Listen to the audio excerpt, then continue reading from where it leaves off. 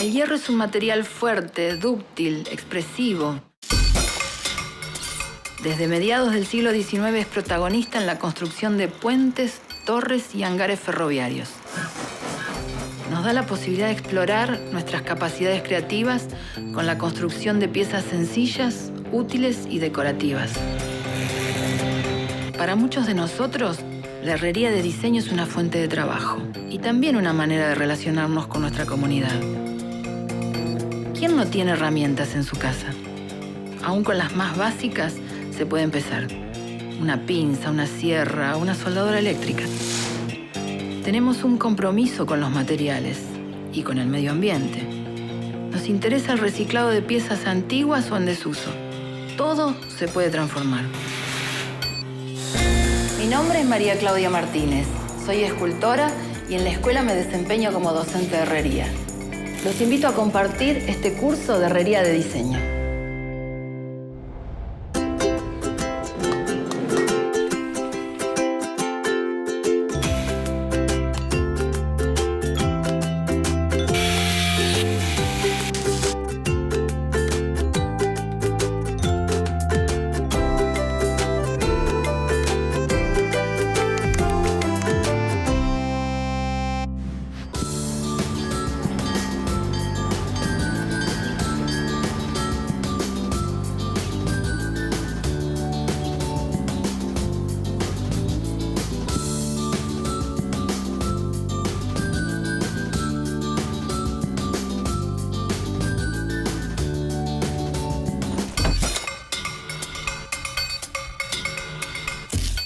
¿Qué tal? ¿Cómo les va? Buenas. Bienvenidos a nuestra quinta clase de herrería de diseño. Ya estamos finalizando, ya estamos por ver figura humana, forma orgánica en general. Así que, bueno, después de lo que vimos de las normas de diseño de Ricardo Rojas, bien viene ahora poder dar como un final mostrando todo junto, porque ahora van a ver más, con más detalle, que todo se va a mezclar, todo se va a juntar en el día de hoy, porque es la clase donde mostramos la forma orgánica, que es como la forma humana. Así que tomen apuntes, les sugiero, porque esto no está en el apunte, esto es mejor tomarlo cada uno, hacer el esquema de lo que le interesa hacer, de lo que va a ir registrando, de lo que yo diga, y paso al pizarrón a hacerlo, ¿sí?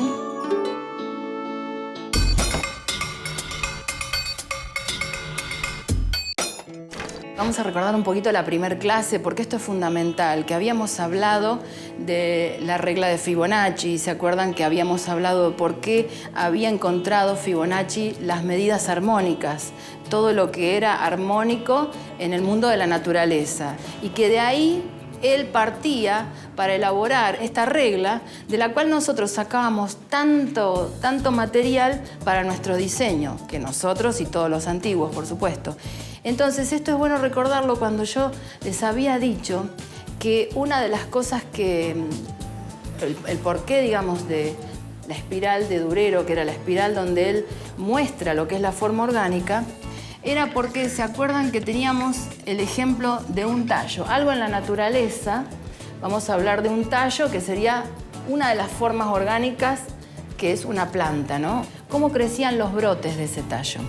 Crecían, ¿alguien se acuerda? De paso vamos preguntando. En espiral. En espiral, claro. Crecían en este sentido. Y si lo mirábamos de arriba, a ver si se acuerdan, que habíamos hecho un dibujo más o menos así, como si esto pudiera verse desde arriba, los brotes iban a estar ubicados en una forma que cuando subieran, se iban a encontrar en una progresión que iba a ir disminuyendo, ¿no?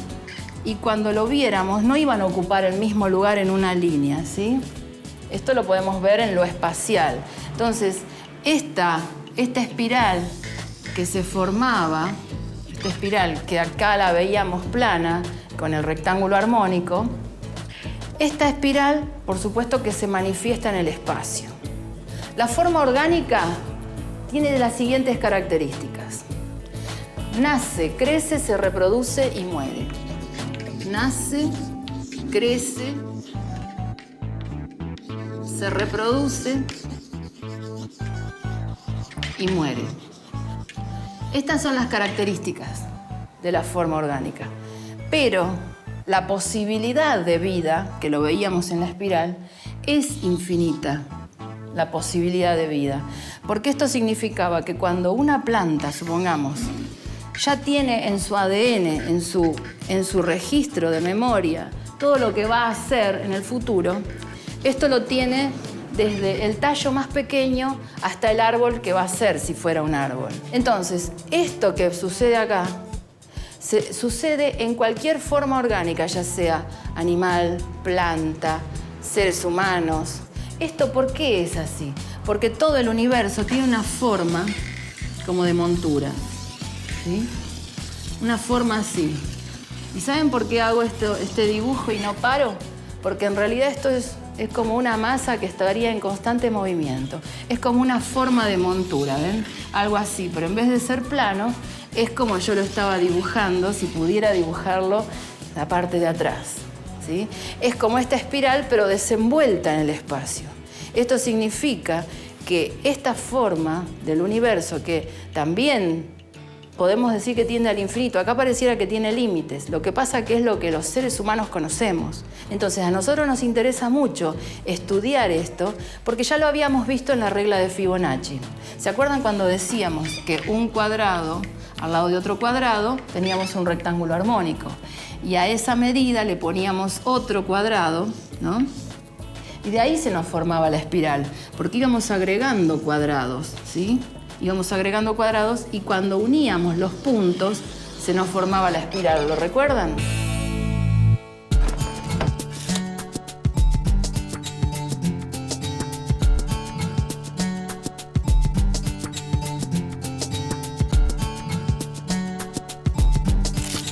Bueno, voy a borrar para seguir, porque ahora sí voy a mostrar la forma orgánica de la figura humana. La figura humana tiene, y esto es una característica que tiene toda la forma orgánica, un eje que lo atraviesa. Ese eje está atravesado por estas curvas, unas contrapuestas a otras. Una curva contrapone a otra y así sucesivamente. Y esto se da tanto en la ola, en las olas del mar, se da en la ola, se da en los huesos, se da en toda forma de crecimiento, ¿sí? Cuando vemos una ola que rompe, no es una ola, no es una forma que va en una sola dirección, sino que va desenvolviéndose como una espiral. Entonces, en la figura humana, ¿qué hay? Hay formas, curvas, ¿no? Unas contrapuestas a otras, y no es casual que la forma orgánica, además, cobije en su interior a unidades vitales. En este caso, en la cabeza, la hipófisis, el cerebro. En este caso, el corazón, en el pecho. En este caso, en la pelvis, los órganos de la reproducción. O sea que fíjense cómo la figura humana también se puede armar como si fuera también la espiral del ADN, como si fuera la espiral que es el universo que habíamos dibujado.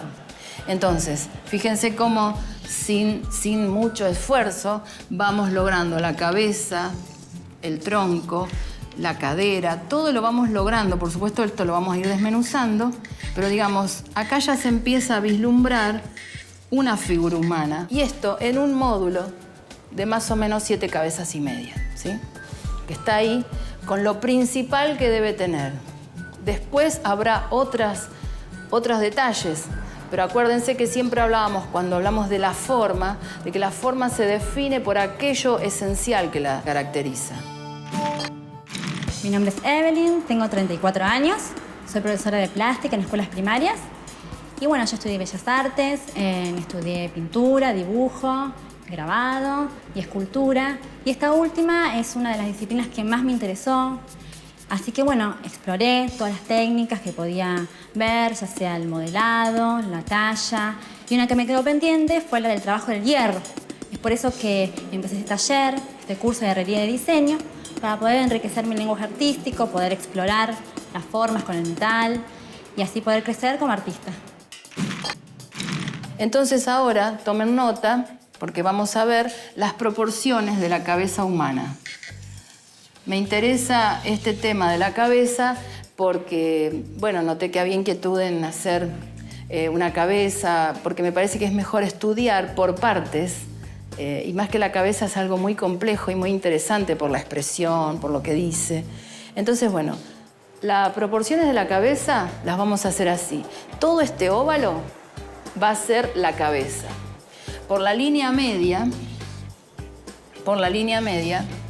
van a pasar los ojos. Este esquema es un esquema universal que nos va a servir para comprender cómo es una cabeza y para construir otras cabezas. Después nos vamos a tomar libertades o lo que serían las licencias poéticas para crear otras formas. ¿Ven? Ubicamos los ojos. Una vez que están ubicados los ojos, no es casual y también es parte de esta lógica de la forma que la medida que hay entre ojo y ojo sea la medida de un ojo, ¿sí? Esto es muy importante, la separación que hay entre un ojo y un ojo.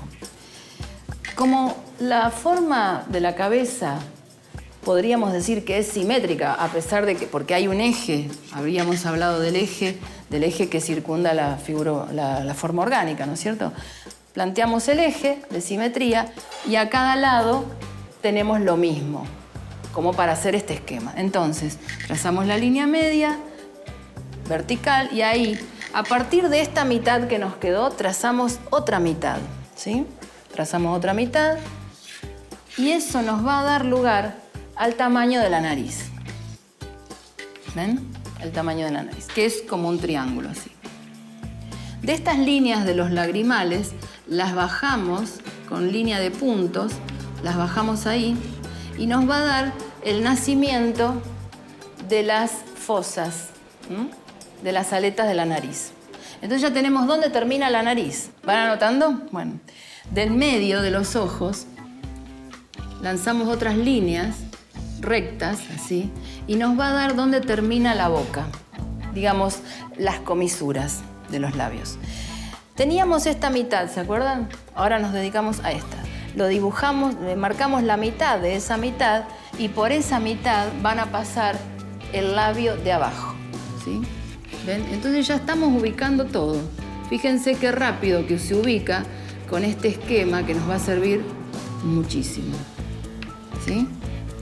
Ya tenemos ubicadas las principales partes. Quiere decir que el tamaño de la nariz ocupa 1/3 de la cara, ¿sí? Lo trasladamos acá arriba, ¿ven? Y ahí nos da el nacimiento del cuero cabelludo. Entonces ya vamos armando nuestra cara. Entonces todo esto que es aquí va a ser pelo, cabeza. Los pómulos van a venir enseguida. Vieron que acá los ojos están circunscriptos en los globos oculares, ¿sí? Entonces acá nos va a dar la oreja, enseguida viene el pómulo y ya nos van a dar los volúmenes, ¿ven? Los volúmenes y todas las formas necesarias. La mujer va a tener una mandíbula más delicada, el hombre más gruesa, más ancha, pero básicamente esto es así el esquema universal como para hacer... Esto es un esquema de diseño, por supuesto, ¿no? Esta medida que teníamos de 1/3, que es la nariz, nos va a servir para marcar la oreja, el tamaño de la oreja. Sigue este esquema, ¿sí? Ahora ubicamos el cuello, que viene enseguida de la mandíbula, y ya tenemos nuestra cara o cabeza para poderla comprender y luego ejecutar. ¿Ven? Ahí quedó.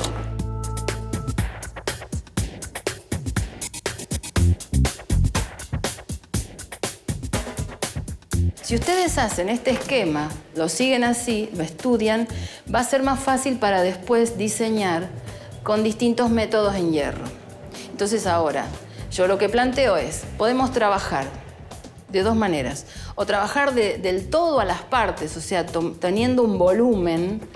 Por ejemplo, supongamos que tomamos una garrafa vieja, vieron que a veces hacemos cosas con garrafas, reciclamos algo. Tomamos un volumen y a ese volumen le vamos agregando todo lo que está sobresaliente en la cara, como la nariz, los pómulos, cejas, todo eso. Como un ejercicio de trabajar del todo a las partes. O también otro que es muy interesante y que es el que más nosotros manejamos, que sería trabajar de las partes al todo.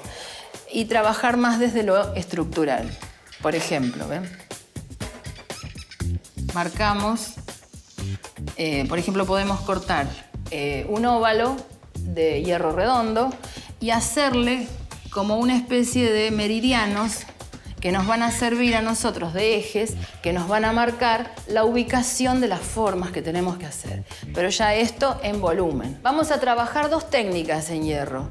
La técnica de construcción con varillas y con hierros redondos para hacer este volumen básico, al cual le vamos a agregar todo el tema de las chapas batidas, que es la otra técnica, de trabajar los volúmenes que necesitemos a través de la chapa, batiéndolas, que es un sistema para que la chapa se ablande y dé volúmenes, ¿sí? Así que los invito a que hagamos esto. Gracias.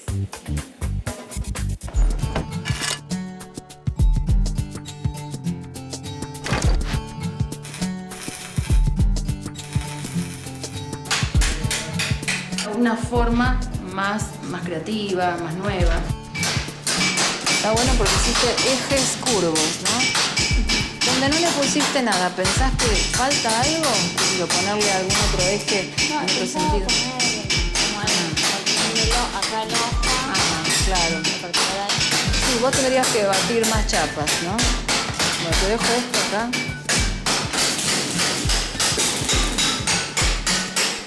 ¿Qué vas a hacer ahí? ¿Otra? Sí. Una chiquita. Ah, está bien. Esto te viene bien. Acá vas a tener que marcar.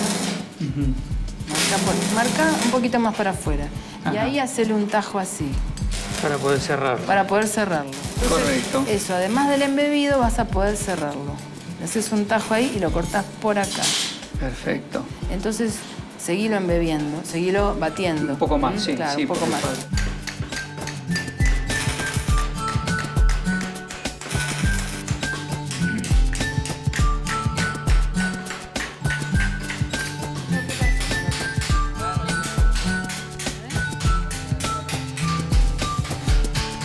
Acordate de plantear el volumen, ¿eh? Vos estás trabajando pelos nomás.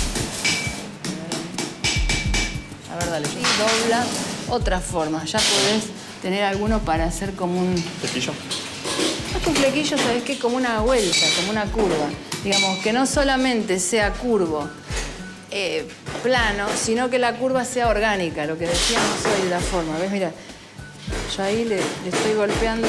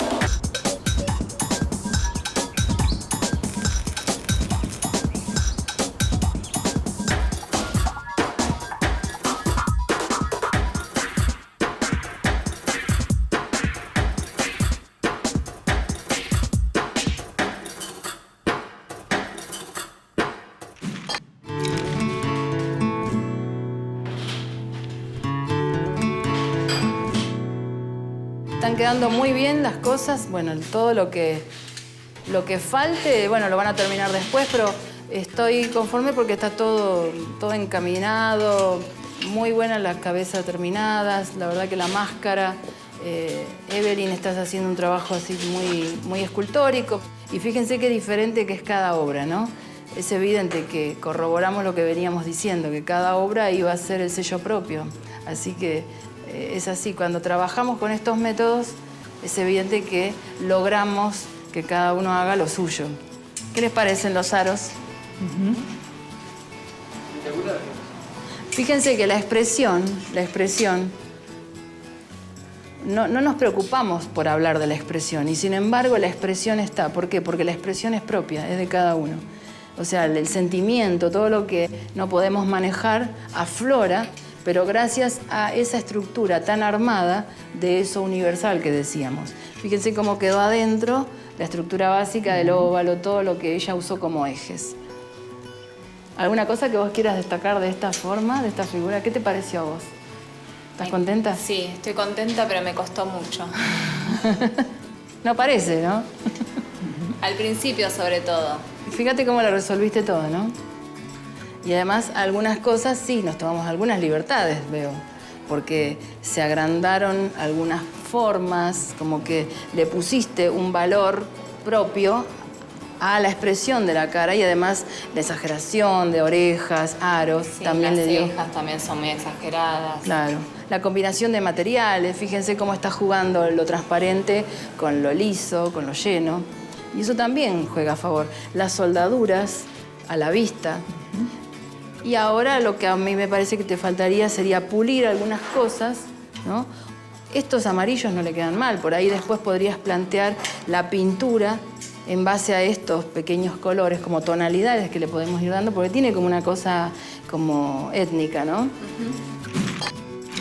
Leo, a ver, ¿qué podés contarnos? Y no, que se puede ver una mujer de un lado, ¿no? Y ves del otro y ves que no es así, que es más un robot, digamos, ¿no? adentro de la cabeza, que van ahí. Como que acá muestra un perfil de ella y acá. ¿Qué opinan ustedes? ¿Les parece que está lograda la expresión de lo que él quiso decir? Fíjense. Sí, porque transformó lo natural del cerebro en un mecanismo que también puede funcionar, ¿no? Y también aplicó lo de la forma orgánica, ¿no? Porque fíjense que sigue estando como en el lugar principal esto de cuando la unidad del cerebro aloja a lo más importante, porque al fin y al cabo, por más que sea robótica, aloja los engranajes, que también le está dando vida, ¿no? A este cerebro. Sí, muchas cosas podemos decir cuando una obra ya trasciende lo técnico, ¿no? Y además también tiene lo técnico, porque acá hay chapa batida, soldadura, superposición, curvas, doblado en frío. Y ahora tenés un mensaje. Ahí está. Interesante. El curso llegó a su fin. Estoy muy feliz. Ha sido un placer trabajar con ustedes. Un gusto, un verdadero placer. Así que espero que sigan con ese entusiasmo, con esas ganas, aplicando todo lo que en estos 5 módulos que quizás no fueron suficientes porque hemos tenido que trabajar acotadamente, por lo menos mostrar la mayor cantidad de posibilidades que tenemos para trabajar en hierro con las formas de doblado en frío, más que nada. Así que ahora, a seguir con este entusiasmo, les recomiendo que sigan bocetando, que sigan siempre diseñando en un papel para después pasarlo a las medidas necesarias, que recuerden todo lo que acá hicimos, porque es muy importante desarrollar con estas técnicas su propia imagen. Cada uno acá vio las posibilidades que tiene de ser cada uno mismo. Así que muchas gracias y hasta siempre.